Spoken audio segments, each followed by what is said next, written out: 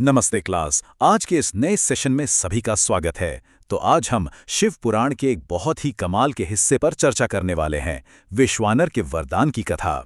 ये सिर्फ एक पुरानी कहानी नहीं है, बल्कि इंसानी इच्छा शक्ति, मेहनत और लगन की एक बेहतरीन केस स्टडी है। तो चलिए बिना किसी देरी के सीधे टॉपिक पर आते हैं और इस कहानी से कुछ नया सीखते हैं। अब कहानी शुरू करने से पहले जरा इस एक सवाल पर गौर कीजिए।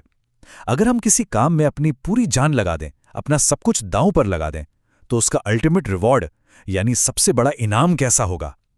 क्या वो कोई बहुत बड़ी चीज होगी या फिर कुछ ऐसा जिसकी हमने कभी कल्पना भी नहीं की थी? आज की हमारी पूरी क्लास इसी थीम के इर्द गिर्द घूमेगी।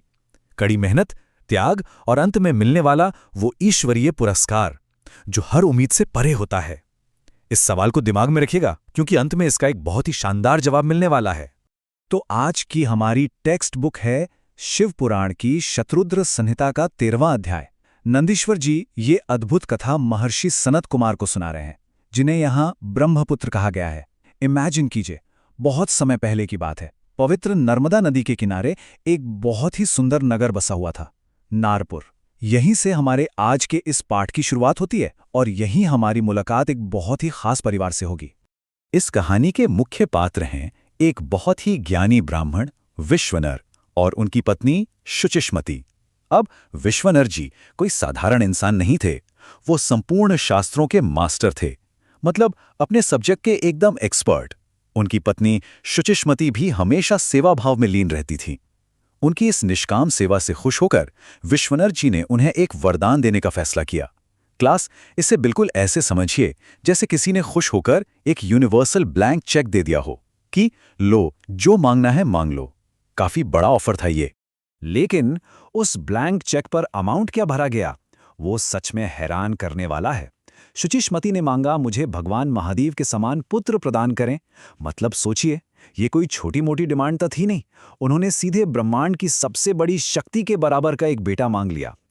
कहानी का ये वो टर्निंग पॉइंट है जिसे हम इंसाइटिंग इंसिडेंट कहते हैं।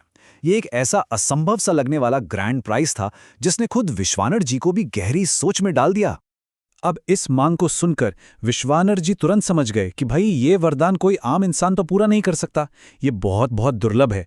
ये तो कुछ वैसा ही हुआ ना जैसे कोई अपने टीचर से कहे कि मुझे सीधे नोबेल प्राइज दिलवा दीजिए। विश्वानर जी को क्लियर था कि ये मुराद केवल और केवल त्रिलोकीनाथ भगवान शिव की डायरेक्ट कृपा से ही पूरी हो सकती है।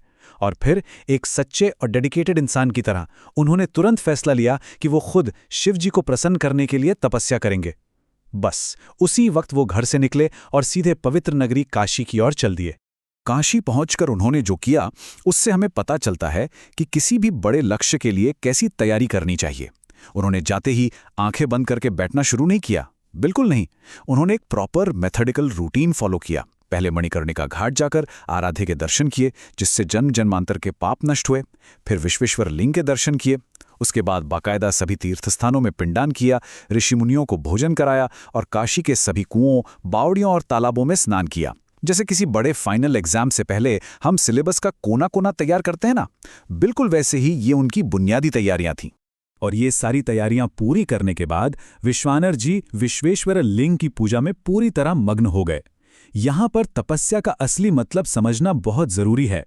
तपस्या का मतलब सिर्फ ध्यान लगाना नहीं होता, ये एक बहुत ही कठोर आध्यात्मिक अनुशासन है। इसे ऐसे देखिए, जब कोई स्टूडेंट किसी बहुत बड़े एग्जाम के लिए अपनी नींद, अपना आराम, सब कुछ छोड़कर सिर्फ किताबों पर फोकस करता है, ठीक उसी तरह विश्वानर जी ने भी अपनी सारी सुख सुविधाओं का त्याग कर दिया और अपना 100% फोकस सिर्फ शिव भक्ति पर लगा दिया। और क्लास, ये फोकस कोई 1-2 दिन का नहीं था। स्रोत पाठ हमें बताता है कि ये तपस्या पूरे 1 साल तक चली। 1 पूरा साल। और सबसे बड़ी बात जानते हैं क्या है? इस पूरे साल उन्होंने बिना कुछ खाए पिए ये तपस्या की। शून्य आहार, शून्य जल, सिर्फ और सिर्फ अपने लक्ष्य पर ध्यान। ये उस लेवल का अनुशासन है जो किसी असंभव सी लगने वाली चीज को पाने के लिए चाहिए होता है। एक पूरा साल इसी अवस्था में बिता दिया गया। फिर 1 साल बीत जाने के बाद वो चमत्कार हुआ। यहाँ एक बहुत ही कमाल का कॉन्ट्रास्ट देखने को मिलता है। हम भगवान शिव को कैसे जानते हैं? अनंत शक्ति वाले, ब्रह्मांड को हिला देने वाले देवता के रूप में, राइट? लेकिन विश्वानर जी की तपस्या के बाद शिवलिंग के मध्य भाग से क्या प्रकट हुआ? एक बहुत ही प्यारा सा बच्चा, स्रोत के अनुसार उस बालक की पीली जटाएं थी, सिर पर एक छोटा सा मुकुट था और वो बहुत ही प्यारे तरीके से हंस रहा था। एक तरफ अनंत शक्ति और दूसरे तरफ एक मासूम हंसता हुआ बच्चा। ये विरोधाभास इस कथा की सबसे खूबसूरत बात है। तो दिमाग में ये सवाल आ सकता है कि शिवजी ने ये बाल रूप ही क्यों चुना? अगर हम इसे क्लासरूम के नजरिए से समझें तो एक बच्चा मासूमियत, पवित्रता और सरलता का सबसे बड़ा प्रतीक होता है। जब कोई स्टूडेंट पूरी लगन और बिना किसी छल कपट के मेहनत करता है तो उसे रिजल्ट भी उतनी ही सौम्यता से मिलता है। ईश्वर अपनी विशालता या डराने वाले रूप में नहीं, बल्कि सबसे अप्रोचेबल रूप में आते हैं। यह साबित करता है कि सच्ची भक्ति के सामने ब्रह्मांड की सबसे बड़ी शक्ति भी एक कोमल बच्चे का रूप ले सकती है। विश्वानर जी इस अद्भुत बालक को देखकर खुशी से झूम उठे और उन्होंने स्तुति करना शुरू कर दिया। और फिर उस बालक ने, जो कि स्वयं शिव थे, पूछा कि उन्हें क्या वरदान चाहिए। विश्वानर जी ने बड़ी सरलता से कहा, आप तो सर्वेश्वर हैं, सब जानते हैं। तब शिवजी ने उनकी इस कठिन परीक्षा का रिजल्ट डिक्लेयर किया। उन्होंने कहा, तुम्हारी तपस्या सिद्ध हुई।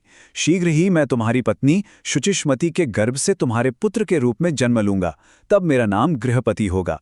बस अपना ये वादा करके वो बाल रूप अंतर्धान हो गया और विश्वानर जी खुशी खुशी शिवलिंग को नमस्कार करके घर लौट आए। फाइनली वो ब्लैंक चेक कैश हो गया था। तो क्लास, आज के इस सेशन को खत्म करने से पहले एक बहुत ही गहरा सवाल है जिस पर हमें विचार करना चाहिए। हमने देखा कि विश्वानर जी ने 1 साल तक बिना खाए पिए घोर तपस्या की, लेकिन क्या सच्ची भक्ति हमेशा इतने ही बड़े और कठोर शारीरिक त्याग की मांग करती है, या फिर ये हमारे इरादों की पवित्रता और हमारी सच्चाई है जो वास्तव में ईश्वर को पुकार लाती है? इस बारे में गहराई से जरूर सोचिएगा। आज